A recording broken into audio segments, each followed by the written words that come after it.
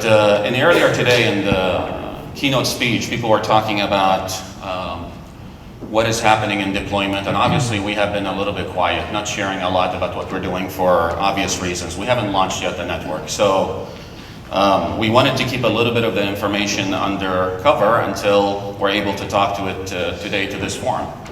So, can you go to the next slide?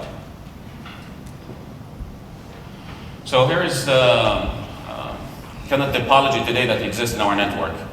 So we have a combination of spectrum in the TDD and FDD band, covering low band, high band, but we started with 2300 megahertz. And when we started the small cell program, our coverage, our strategy for small cell was never about capacity initially. We really wanted to go after every single building in India and go very aggressively about enterprise deployment to address some of the coverage issues that 2300 megahertz band posed. We acquired additional spectrum in the 850 and 1800 megahertz to address the outdoor, but small cell still be a very paramount part of our strategy. We have something also, I would say, slightly unique about our approach. We don't have any legacy infrastructure, so it's good and bad in a way. We are 100% VoLTE operators, so we don't have a circuit switch fallback. We're launching a combination of voice, data, a slew of digital OTT services. And some numbers I can't yet share with you, but assume that if the LTE subscriber count, it will be the total combined subscriber count that exists in the US is our target in the next 2 years. So think about what you have to build in network-wise assets to support that much subscribers. Wi-Fi is also a very paramount part of our overall strategy.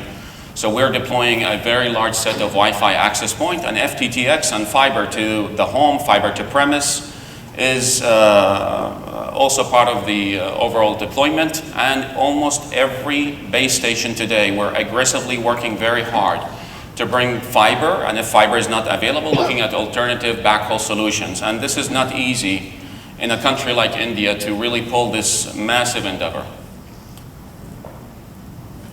Can you next slide? Next slide. So here is the topology that exists today in our HetNet deployment. So we will end up around 100,000 macrosites from an overall infrastructure. And these microsites will cover obviously 3 bands, both TDD and FDD. Small cell deployment is starting to take pace. The first 13 months of our journey in small cell was all about product development. And I say product development because a lot of the small cells for us was, I would say, jointly developed with key suppliers and partners to meet functionality as well as cost requirement for a country like India. And then Wi-Fi access points, which is started to take a very massive infrastructure, and to support all of this and to tie this foundationally, we needed a good infrastructure on fiber deployment. So now imagine this is the context in front of you today. How do you pull such a large project like this? And this is a scale that we're talking about in 3 years. To build that much network in 3 years, and we will do some soft launch at the end of this year. Next slide. Next slide. So, you know, from the beginning, we said, okay, if we're going to manage such a complex set of challenges in front of us, we have to really think about managing workflow automation completely different. So one of the immediate ideas that we had is, and we claim we are a telco operator, we should be mobile, but you know, I discovered real quickly that we are still in a very infancy stage about our tools, our platform, our automation. And so we had to approach the problem from a different angle and not think typically as a telco operator. So we decided to spend quite a bit of energy on ensuring that every person, whether they work for Jio or a contractor of Jio, they will never ever submit any piece of paper at all to Jio. Otherwise, their payment will be rejected. So we spend energy developing platforms that takes entire workflow automation from cloud-based platform that links us, our suppliers, and also the contractors that do the work in the field. Every person in Jio has been given a tablet. And the tablet carries a suite of mobility application that handles a variety of things, including acceptance testing, punch list, etc. If I give you a context to a small dilemma and a small problem, initially our ATP process, our acceptance test process, consisted of 72 manual pages that you send someone in the field. And if we talk about 100,000 sites, you have to fill this out.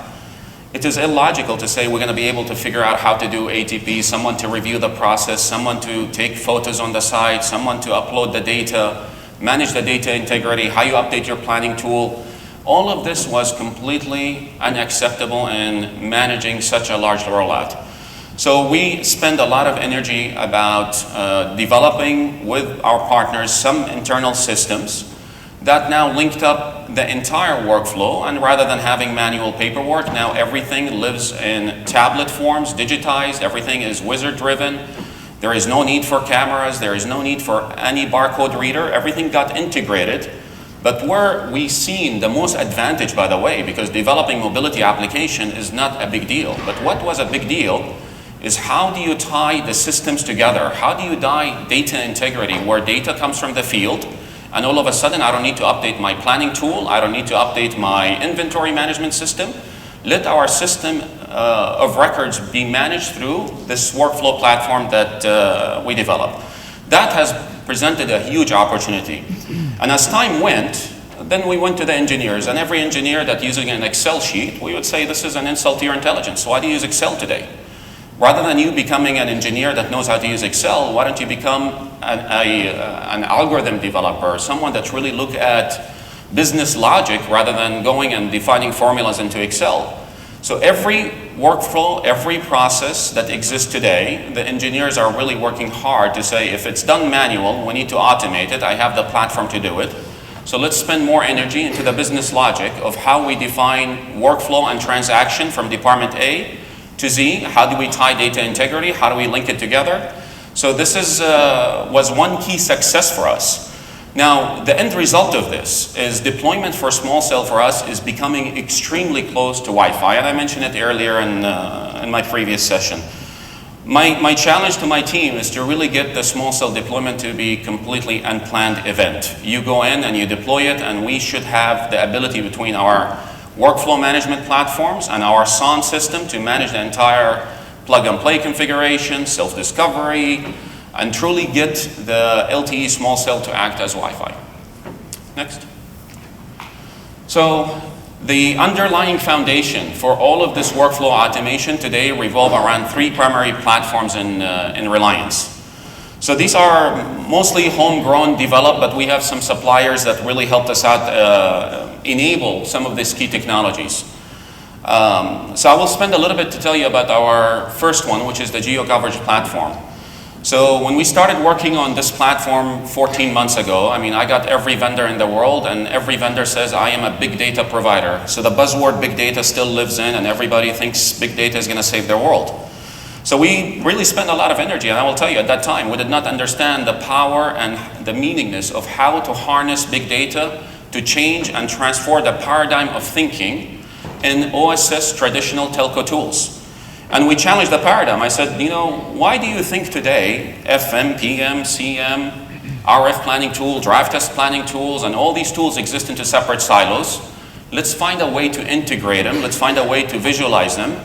And certainly, if Facebook and Google have found a way to really manage such massive analytics, we should be, as telco provider, be able to provide as much insight to what is happening in real time, and as much insight as possible based on input sources. So the first platform that we've done had some very unique use cases. Integration of data sources, and its primary function, because we are a greenfield network, we want to ensure that there is not a single kilometer that is uncovered. How do I know where I have coverage holes? How do I know where I put the small cells?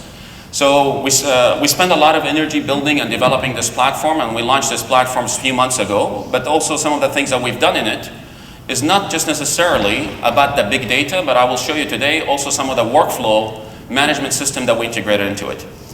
The second aspect is our mobility suite of applications. So I've talked a bit earlier that everything that happens in Reliance today is carried in a mobile app or a smartphone or a tablet. So we drive most of the tablet through a framework that, whether it is an FTTX or a wireless service, anything that our field engineers do or our contractors do is carried through this mobility suites of apps. And the apps could serve a range of things, from leasing to zoning to permitting to acceptance testing. And we evolved and developed all of these to ensure that system of interactions and systems of records are adhered to, and of course data integrity comes to it.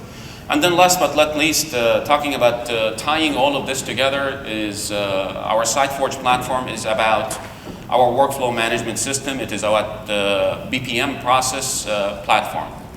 Next. So I think I've talked a little bit about the geo coverage platform, but I think one of the things that I want to share with you that I feel I've been in this industry for a long time, and I yet to see an initiative that was very ambitious, because this is extremely ambitious, to take almost every data source that you could imagine in network and tie it together with one objective. As an engineer, I should be able to visualize everything I need to know about my network today through a singular platform, single visualization layer. So this had to challenge, call it our DNA, and think completely different. So the integration of the work that we've done here took into account automation of entire coverage array exports from our planning tools into this platform, going directly to the network element and extracting PM, FM, CM counters, and starting to build logic and algorithms to say, look, if I have all this data in, it's great, but what I do with it is build the use cases on top of this platform and start providing some meaningful insight into my initial use case, which is about coverage identification, coverage hole problems, etc. So what we build in this platform as an initial use case is the concept of the smart coverage layer. And the smart coverage layer is an extraction that comes from mobile apps that we collect from customer devices and handsets, but it's an OTT app, it's not an embedded app. Our RF planning tool, our drive testing tools, and based on the combination of these layers, we create a smart coverage layer, and on top of it, we create the algorithms and logic to determine which areas I need to pick for outdoor small cell locations. Next, Vikas. So one of the things that I mentioned is the smart coverage layer for coverage holes identification. From that point on, the system itself automatically draws polygons based on certain criteria that we define for signal strength, SINAR, and other metrics to say, where should I put the small cells? Now, interestingly enough, we tied also social analytics into this. So looking at Twitter APIs and Facebook, we could actually determine the priority of the areas based on potential projected hotspot areas. Now, because we are greenfield, I don't have real traffic, so I have to utilize and leverage existing data networks and what people are using to determine where possibly could be hotspot locations. Lastly, with any system that we have, it's not just about the visualization part of it, but how do we ensure also that the workflow is integrated part of this discovery process. So the last slide, it talks about automated work orders generation. So once we identify an area, these automatic work orders gets triggered, and once an engineer says, I need to go on now, trigger an installation for small cell. That entire workflow is now horizontally integrated, and it goes to real estate, it goes to zoning, permitting, leasing, operations, and now it's integrated. I don't have to go yet to another system to go generate this requirement. Next. And then in terms of our mobility apps, what we have found as we are discovering this, and we went through several design phases of how we design this interface, how do we use it. Now, mostly we found that, Reliance is a very large enterprise. It's not just in telecom. We have a lot of massive endeavor in oil and textiles, etc. But what was fascinating is the requirements for geo and the requirements even for enterprise is all the same. A human being needs to say, what do I need? My dashboard. I need mapping for location and trying to find my closest sites. I have tasks that I'm assigned to do. I have tools that I have to access. Maybe it could be a speed test, etc. I have a knowledge management system, so I don't need to go back to the office and look up how to troubleshoot an issue. And I have the need to be able to link up and communicate in real time with my headquarter team or my regional team. So when we look at the design concept, we said no matter what the module that is needed for mobility application, at least I have a framework to serve this across the enterprise. And regardless of the type of mobility application, we're able now to deliver this. And in fact, this is almost, I would say, close to 90% of our employees today live on mobile tablets. We are do not use a single, I would say, PC in our network acceptance test. We have 0 desktop tools that we use in the field for data collection. Everything truly is driven towards mobility. And that was a very, very big, I call it cultural shift, to go from traditional ways and to say, you know what, you need to think differently, and you need to really say this is the new world in terms of automation. And when I started my job in India, I was told that this cannot happen in India because the cost structure of labor in India is cheap, so automation is not necessary.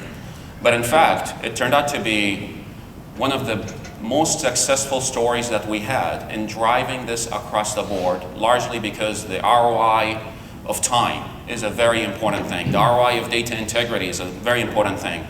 And for those of you that work for mobile operators, you will understand how many site audits per year you do every year.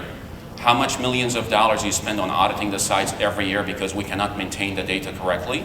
We believe we have found a solution to address the concept of data integrity. Next.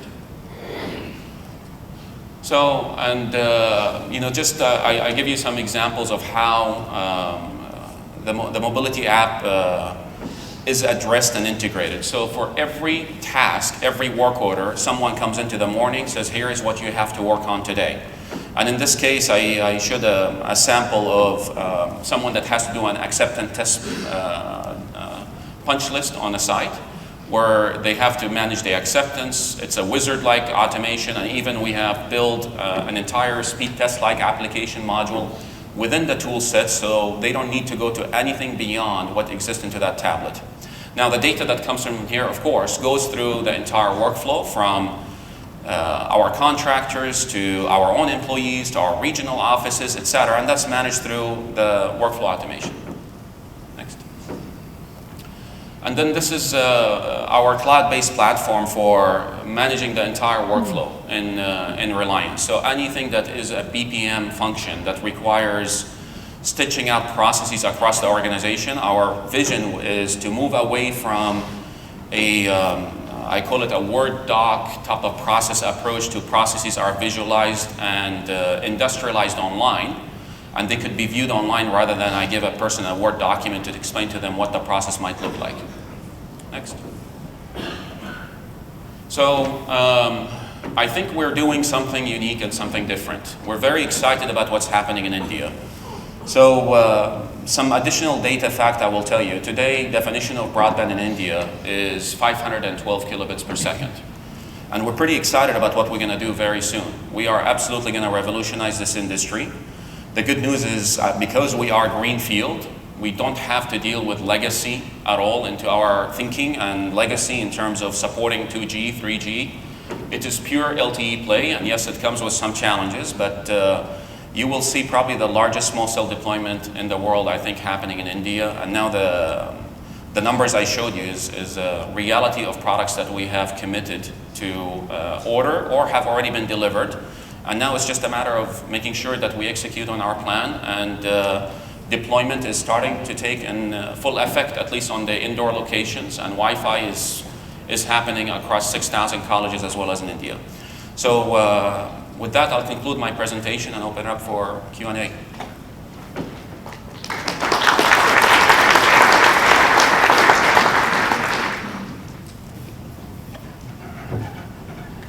Tareq, thank you so much. We're running a little bit behind, so just very quick question. Okay, Tareq, let's go back one question. Just a fast question. Can you give an example of how many small cells are you deploying each month right now? Yeah, so if you talk to our chairman, he wants that to happen at a rate of 1,700 a day. So, but I'll tell you the realities that we're hitting. Deployment for managing to hit that number is actually not the biggest challenge that we have, but the little things in India, i.e. power stability, for example, is hindering our abilities to actually activate the units. In TDD, synchronization played a really big role in trying to figure out how we do sync. So right now we're looking at 300 small cells per